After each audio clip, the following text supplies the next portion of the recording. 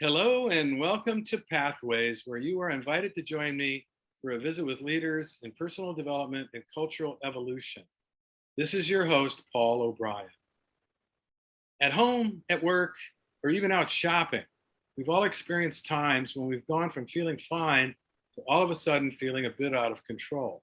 Something inside of us shifts. We instantly feel hurt, angry, shut down, or frozen. This is called being triggered. But how does this happen? And what does it take to soothe our upset feelings, heal our childhood fears, resolve disagreements, and restore connection? The author I'm speaking with today believes that when we compassionately understand the roots of our trigger reactions, we can become stronger, more resilient, and learn to take things in stride. Our guest today is Susan Campbell, author of the new book, From Triggered to Tranquil: How Self-Compassion and Mindful Presence can Transform Relationship Conflicts and Heal Childhood Wounds. Susan is the author of 11 books on relationships and conflict resolution. She leads seminars internationally and has appeared on CNN's Newsnight and Good Morning America. Dr. Campbell has also directed a think tank, run nonprofit organizations, consulted Fortune 500 companies, and guest lectured at Harvard, Stanford, and UCLA business schools. She works with private clients through her relationship coaching practice and lives in Sonoma County, California. Hello, Susan, and welcome to the Pathway Show. Thank you, Paul. Thanks for inviting me. Well, I'm going to start out by reading a quote from your book, which goes like this. I believe we have discovered the root of most human unhappiness, conflict, and dysfunction. It is the fact that we do not know how to accept and work with painful emotions and trigger reactions, so we project the cause of our reactions onto others, thus creating needless conflict and misguided action. Now, your book teaches us how to catch and calm trigger reactions quickly, but let's start out by asking you, how do you define being triggered? Okay, being triggered comes from a sensitivity in your nervous system to certain incidents that appear somehow in your nervous system and in your conditioning. They appear hauntingly similar to something that happened in your childhood or in your adulthood, something traumatic or something where your basic needs were not met.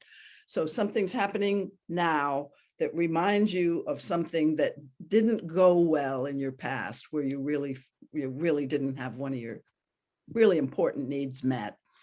And so then we go into some automatic survival reaction, like fight, flight, freeze. People are pretty familiar with fight, flight, freeze. So when you go into one of those reactions, that means you're triggered. Okay. And why is it important to become aware of our triggers? Well, often when we're triggered, we say and do things from a protection place or even an overprotection place, like protecting ourselves from some imagined harm. Like your boss says, you really need to redo this report. Well, no, that's useful information coming from my boss. But if I get triggered and go into, well, you're always criticizing me, because triggers are based on fears, like the fear of being criticized, the fear of not being respected. So we could go through a little list of those in a bit, but I take his feedback personally in a way that has me overprotect myself rather than, oh, that's hard to hear. Here's what a response would be versus a reaction. Well, that's hard to hear. Can you tell me more specifically what you want from me? Now, wouldn't it be nice if we could all be that present? Right. I think we tend to overinterpret things. You know, and you point out it could be something as small as a facial expression or a tone of voice. Yeah. And to the extent that we have childhood unfinished business, because basically the organism has a basic motive to complete the past, but sometimes you can't complete. Let's say somebody whacks you across the face when you're 5 years old because you talk back to your parent. maybe they didn't, they didn't even know they were doing it. They were triggered too, like they didn't plan to do that. And then you have from then on in a fear of speaking up for yourself, fear that something's going to happen to you. So you are more careful in your expression than you need to be throughout your whole life. Whereas if you had, like when that happened, if you had gotten to cry and say, oh, oh, daddy, that scares me. And your daddy had held you and said, oh, honey, I'm so sorry. I understand. And, had let you cry yourself out, you wouldn't have that unfinished situation. But what happens in most of those incidents that are unfortunate, even with very happy, good parents, what happens is we cut ourselves off when we have a painful incident. We go, okay, you don't even cry and you don't even show your daddy that you're upset. You just freeze. And that reaction then doesn't get to complete itself through the normal healing by feeling mechanism that nature gives us. So in the trigger work that we're going to learn to do, if you read my book, we're going to learn to bring back those memories and complete those old unfinished situations and feel the feelings, but with a self-nurturing inner parent presence available. So we have to develop that. This sounds kind of complementary to a lot of what's called inner child work. Would you agree? It is. Yeah. It is.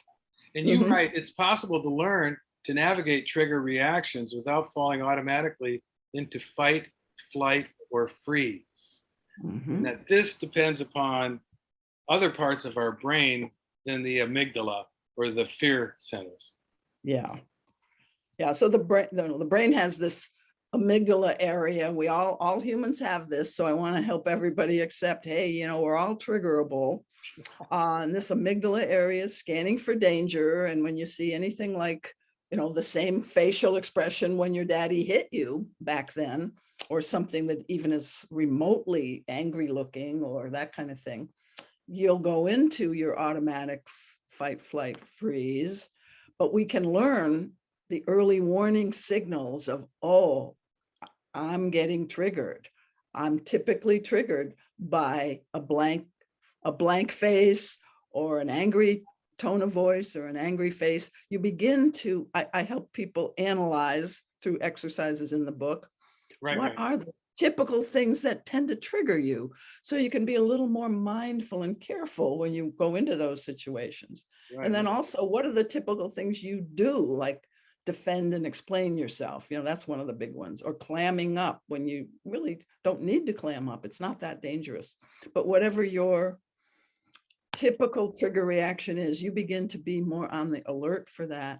And then you're beginning to master those trigger reactions. You're beginning to be ready. Like, I'm ready for you. I know you're in there. I know you're going to come out if this is my performance review at work, or we're dealing with a conflict with your spouse. I know I'm going to probably get triggered. So let me remember, what was my trigger signature? There's a whole chapter on what to look out for to notice the early warning signs when you're triggered, so that you can stop the action and don't do more damage to the relationship. Do you think there are any human beings that ever get beyond the triggerability threshold? I mean, is there anybody that learns how to do this so well that they never get triggered anymore? The most masterful people that I know, they'll still feel something, a little bit of an ouch. Ooh, this person walked out while I wasn't finished talking to them yet, and oh, I can feel something like my fear of abandonment, but I know it well enough. It's like you can pretty well get to know these places in yourself, so you don't react, and you can realize, oh, there's a tendency there for me to feel sorry for myself or angry at him or shut down. But instead, because you've been through this enough, hey, where are you going? And you're able to be resourceful. That's what an appropriate response would be. If you're upset by somebody walking out, you say something. Right. If you, that's what securely attached people do. And we can all become securely attached, even though, we've got some insecurities lurking down there. Yeah, Like you I said, love the concept. but we can become more securely attached with practice. Yeah, I love this concept that we can become more securely attached within ourselves, not Mhm. dependent upon having an external parent figure or validator Yeah. from outside. I love that. Yeah. Now your book is organized around 5 essential adult development tasks, and I'm going to name them the 5 steps of trigger work. Number 1, admitting to and accepting triggers. Number 2, catching them early. Number 3, pausing to self-calm. Number 4, activating self-compassion. And 5, restoring safety and connection. So let's kind of go through these quickly. I mean, is it difficult for people to admit that they got and accept that they got triggered? This is probably the hardest step in the whole 5-step sequence. I was just talking to a group of coaches earlier today, and people who deal with other people's triggers all the time, and they all admitted, every single one admitted, yes, I accept that there are triggers and we all have triggers, and I can intellectually accept it, but I still feel some shame when it's me. So it's a very hard and tender area because of our conditioning. We do need to outgrow our conditioning. That's what this inner work of working with triggers is about.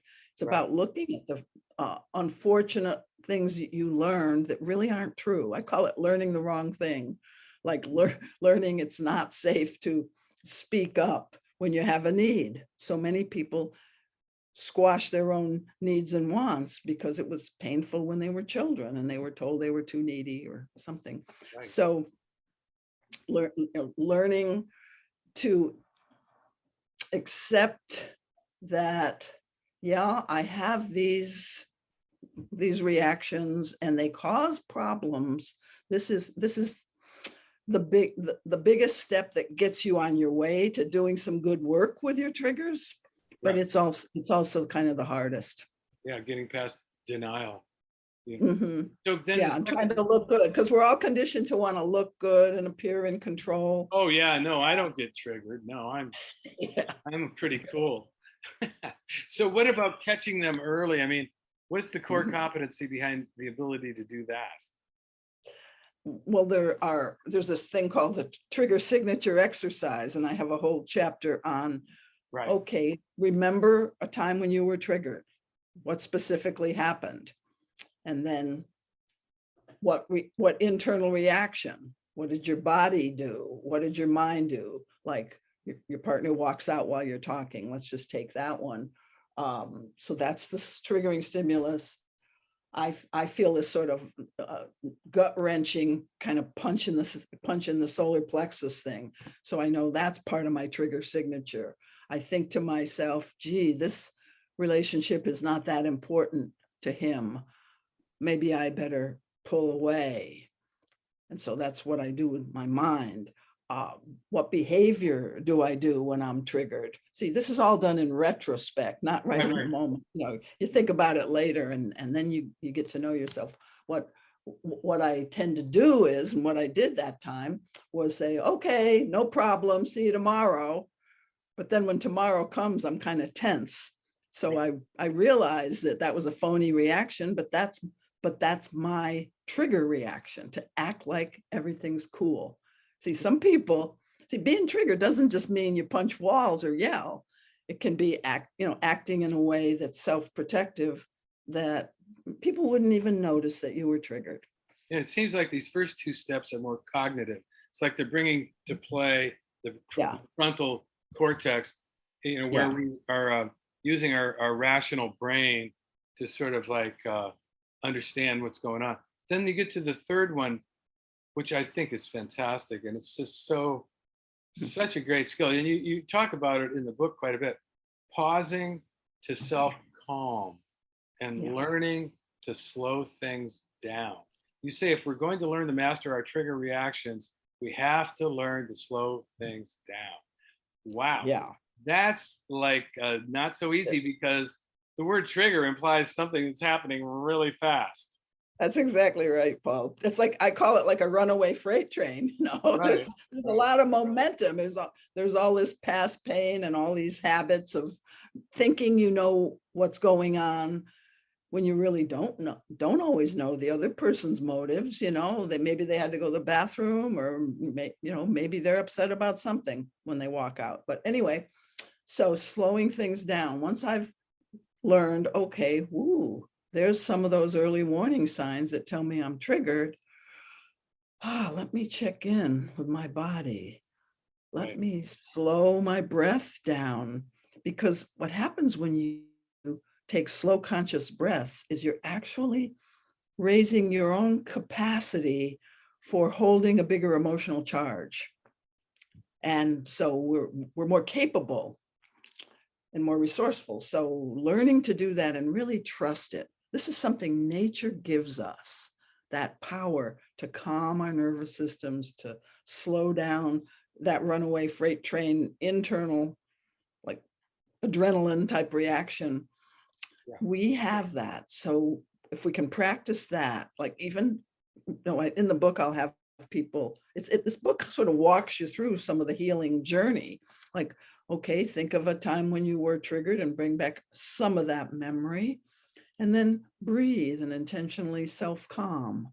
So you train yourself to not be overtaken by these strong reactions. It's so hard because, I find it so hard because usually if I'm triggered, I'm being triggered by something that somebody else said. That's often the case. Then they'll say something that I find offensive or insulting or just stupid. And it's so hard for me to not immediately blame them for the way I'm feeling. And, Right. the thing kind of gets worse very quickly from there. So this learning how to pause and call for a timeout. Yeah, and not speak, because you might say something once, when you're heated, you're going to say stuff that's going to dig the hole deeper or Yeah, create like, disconnection. are you frigging kidding me? Stuff like that. Yeah, yeah, you'll say that, and then, then whoa, things are escalated. But the good news is, Paul, you can be sort of in the process of escalating, and anytime somebody can say, wait, I need to pause, I'm getting triggered.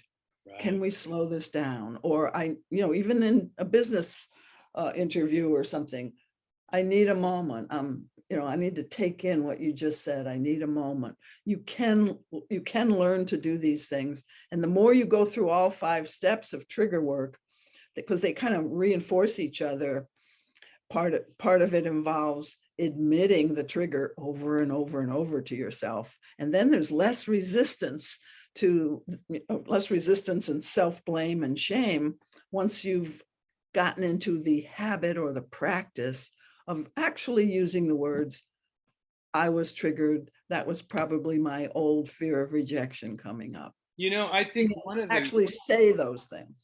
Yeah, no, and I think that's one of the great things that comes out of your book. There's so much value in this book. I want to encourage everybody to read this book because, like you point out, it's normal to be triggered. Everybody's getting triggered once in a while, at least. But the fact that you're raising consciousness about it by just encouraging people to be open about it with each other when it's happening, take a pause. You don't have to be ashamed of the fact that you're getting triggered. And I think that's a huge benefit of reading your book all by itself. So then we get to the next step, which is self-compassion. And, during your pause, you say, practice compassionate self-inquiry. So can you explain compassionate self-inquiry a little bit? Yes, it's actually you developing a nurturing relationship with the tender part of yourself. So let's say that woman who's hurt by her husband walking out. Well, there's a tender part there. If any of us have ever been in that situation, we know, okay, there's a part of you that needs something. You couldn't get what you needed from your partner. See, I'm all for trying to get your needs met from other people, but it doesn't always happen. So then you've got to be able to give something to yourself. So I'm sitting there with my hurt feeling. And to do the compassionate self-inquiry practice, I start with that feeling that I had right when he walked out. And I begin to see that as a tender, much loved part of myself. And then I just, okay, let me feel myself as that part, and let me feel some empathy. And then sometimes you just kind of let the feeling be there. It's sort of like being with.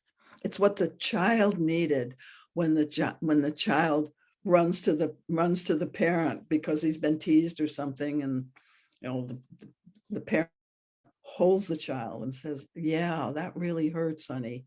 As opposed to a lot of parents, well, don't pay any attention to what those kids say. A lot of smart parents don't know this other move, which is, yeah, honey, wow, that hurts. And that's what we learn to do for ourselves. Yeah. Because that's what kids really need when they're hurting. And that's what the inner child needs. So really what we're doing is reparenting the inner child and saying it's okay to hurt sometimes.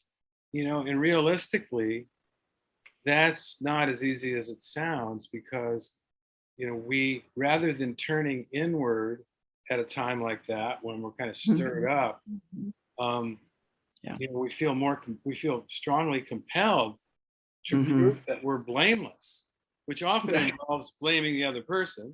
Somebody's got to be to blame for this bad feeling.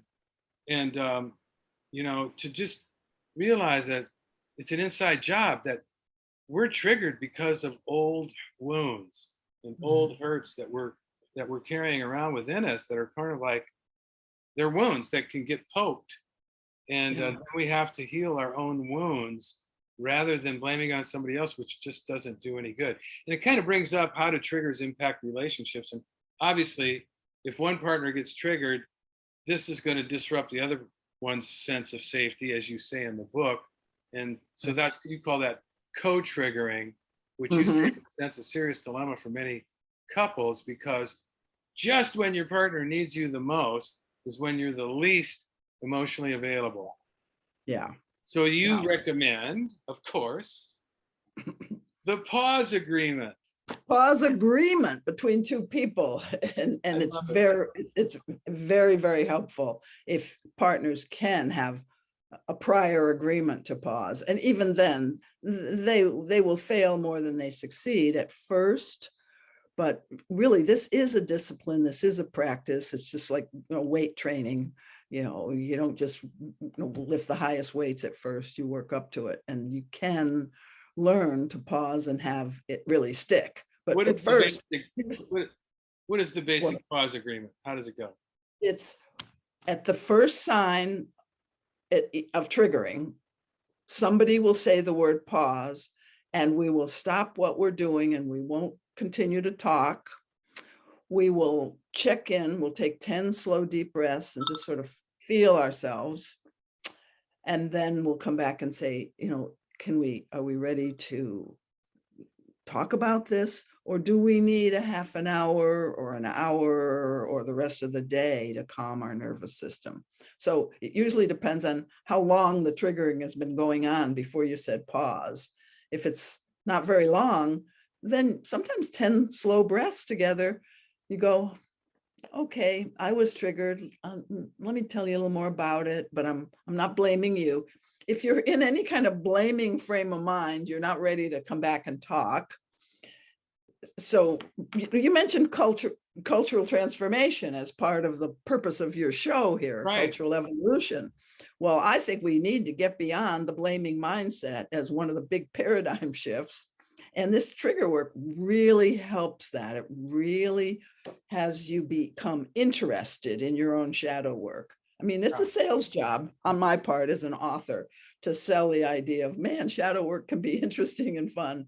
But people get it, because it gives you more power, more personal power over yourself. And but when you have leaders who specialize in blaming everybody and taking no responsibility themselves, it really sets a very negative example for the whole culture.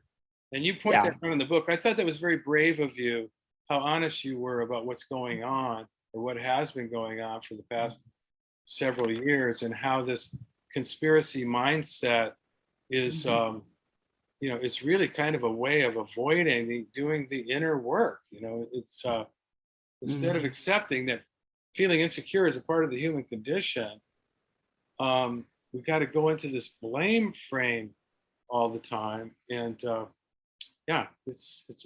if we're gonna solve the real problems of the world today, whether it's climate change or racism, we're going to need to be able to deal with conflict and differences. And differences are triggering, but doing this work gives you a little more of a bandwidth for holding that tension when you're, because it's tense when you're talking to somebody who you don't agree with and you're forcing yourself to listen. So you expand your bandwidth by learning how to slow things down this way. And then I feel like I didn't quite finish what I wanted to say about the compassionate self-inquiry, that inner self-reparenting, self-soothing thing. I want to say that you don't do that when you're in the fray. You do that later when you're really safe by yourself generally. Right. And then when you come back and repair, which is the last of the 5 steps of trigger work, then you reveal and disclose what you discovered about yourself. So once again, you're reinforcing a non-blaming attitude. I'm sorry that I said, what am I married to you for? That was my old fear of rejection coming up. Wow. And I need your help to feel that I am important to you. So a repair owns the fact that you're sensitive, but it lets the other person know how they can help you. There's so much more that we could explore. And unfortunately, it's a half-hour show and we've basically run out of time. And I want to just close by quoting something else from your book that kind of sums up the greater context for this work. And that is, quote, "The aim of the hero's journey is to get free of your childhood conditioning so you can make adult choices based on what is actually happening instead of what you fear will happen because it happened when you were a child," unquote.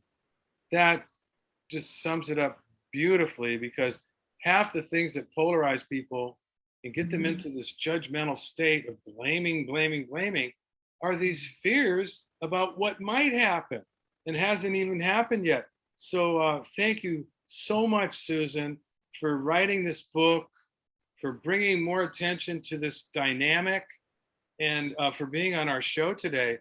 I really appreciate it. And I want to be sure to tell our listeners about your website, which is susancampbell.com. One word, your name, susancampbell.com. And for those who may have tuned into Pathways late, this is your host, Paul O'Brien, author of Intuitive Intelligence, a book that shares the theme of Pathways, which is personal and cultural evolution. And don't worry, you can play or share this interview whenever you want via the internet or as a free podcast. And I will tell you how in a minute.